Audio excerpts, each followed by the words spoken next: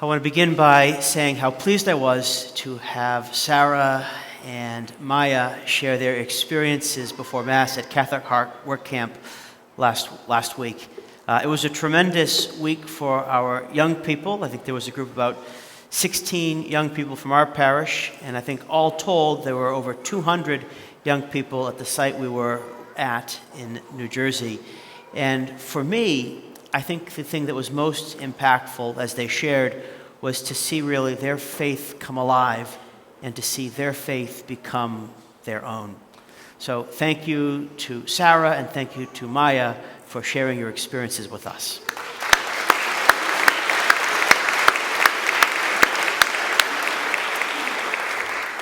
I would also be remiss if I didn't note we have three of our tremendous chaperones who are here. We have Brian and Amanda right there, and Ranji over here. And they gave up an entire week to sleep on the floor of a school so that our young people could have these life-changing experiences. So I just want to say thank you to all of you, both the three of you.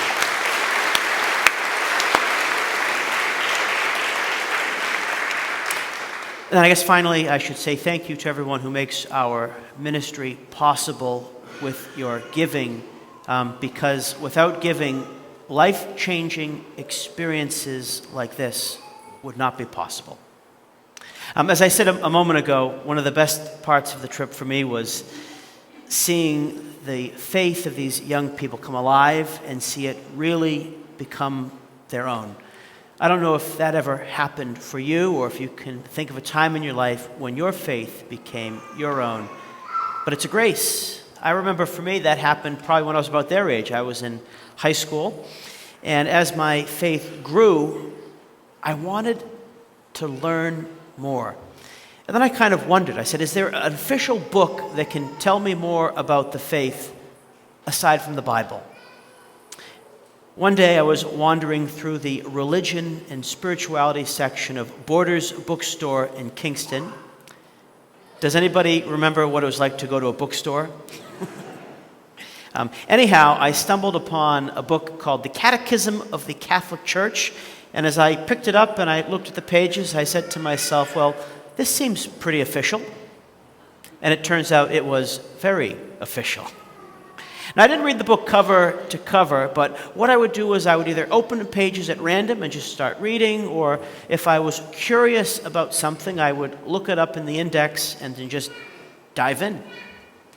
Somehow, as I read the different paragraphs of the catechism, I knew that it was all true.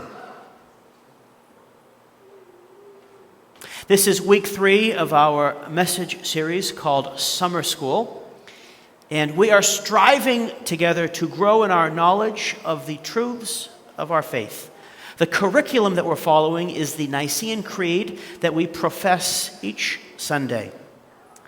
Our goal here is to understand it better so that we can see what it has to teach us about our lives, so that we can then live our faith with greater intelligence and greater intention. We're borrowing themes from Bishop Barron's book, What Christians Believe. Incidentally, we have a couple books left in a little basket in the back there, so if you didn't get one and want one, I think this is the last weekend that they'll be available, so grab them before they're gone. If you're reading along with us on our summer reading plan, you'll notice that this week was the longest week, about 40 pages.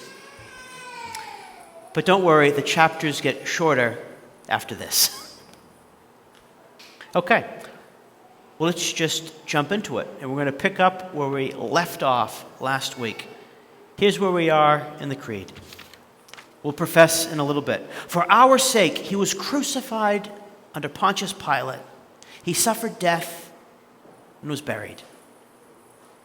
It's curious that Pontius Pilate is mentioned specifically in the Creed. I mean, Jesus makes sense, Mary makes sense, but why Pontius Pilate? Well, Pontius Pilate is mentioned specifically to help us know that we are talking about actual historical events that happened with particular people at a particular point in time. things that really happened and not mere mythology. For love, Jesus suffered crucifixion, which was the most horrifying and the most painful death known to a first-century Jew. He did that for love for you. I just want to share with something that I just read yesterday, and I think puts this into a context. It said, the next time you have to suffer something disagreeable, instead of complaining, ask yourself this: can I not suffer this thing for God, who suffered so much for me? Can I not suffer this thing for God, who suffered so much for me? In his sacrifice, Jesus took on his shoulders the full weight of human sin. All of your sins and all of my sins, past, present, future. Jesus took on the debt of our sin, and then in turn, he gave us redemption. At first, Jesus' death on the cross looked like the greatest defeat, but it was only a seeming defeat because Good Friday wasn't the end of the story. Easter Sunday followed.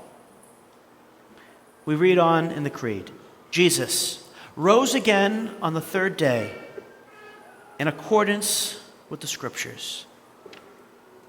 The resurrection, friends, is the linchpin of our faith. The resurrection means everything, because without the resurrection, none of this makes any sense.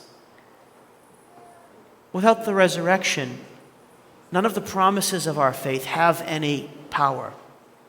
And here's the reason the resurrection is everything. Because by doing something that only God can do, Jesus proves that he is in fact who he claimed to be, the Son of God and God himself.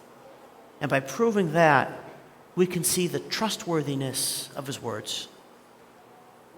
And the empty tomb shows that we too can rise from whatever might pull us down. What pulls us down? Difficult circumstances, anxiety, patterns of sin, troubled relationships, the baggage we carry, and the list could go on. But let me be clear, though. The passion, death, and the resurrection of Jesus, while they happened in time, are not simply historical events that happened once and are now over. No, these events, the passion, the death, and the resurrection of Jesus, which together we call the Paschal mystery, unfold in our lives today, provided that we are open to seeing them. Think about it. We suffer, we die, we're reborn, and we are made new. Over and over, through all of the things that both shape and test us.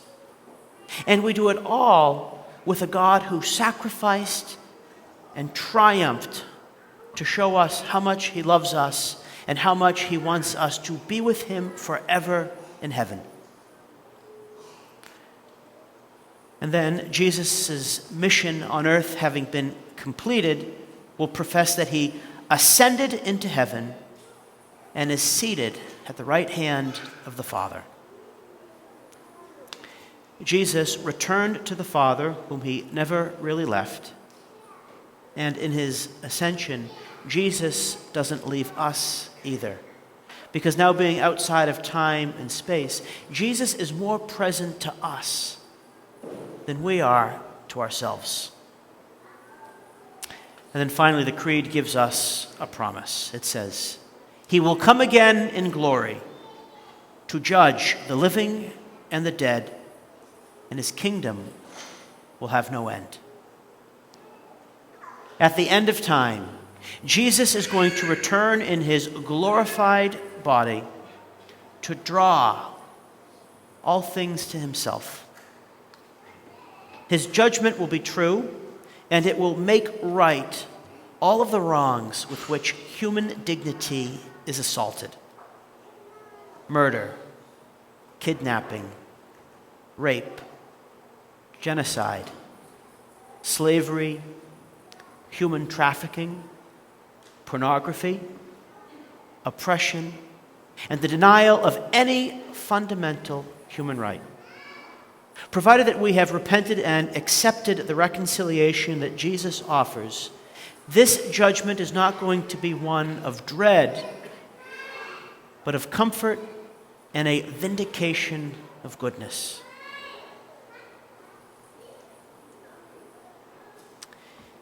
In our gospel today, Jesus works a miracle that reveals who he is. It's the end of the day, and many people have traveled great distances on foot to be with Jesus. Being reasonable, the disciples tell Jesus that he should tell the crowds to go home so that they could have supper. But Jesus responds to them. He says, "There is no need for them to go away. Give them some food yourselves." Think about it. Jesus, as God, could have snapped his fingers and an entire buffet overflowing could have been spread before the people. But Jesus didn't do that. No. Jesus wanted to involve the disciples in this miracle just as he wishes to involve us in his work. The disciples reply, 5 loaves and 2 fish are all we have here. This is hardly enough for them, let alone for thousands. Nonetheless, Jesus wants to show the disciples and us what's possible when we trust him with the little that we have. We read on. Taking the 5 loaves and the 2 fish and looking up to heaven, he said the blessing, broke the loaves, and gave them to the disciples, who in turn gave them to the crowds. That's what we see in the background image. When Jesus works this miracle, or when he works any miracle, his miracles reveal 2 things. First, they reveal God's love and goodness because in some way they relieve human suffering. And second, they reveal Jesus' divinity because through them he does something that only God can do. And in the end, they all ate and were satisfied.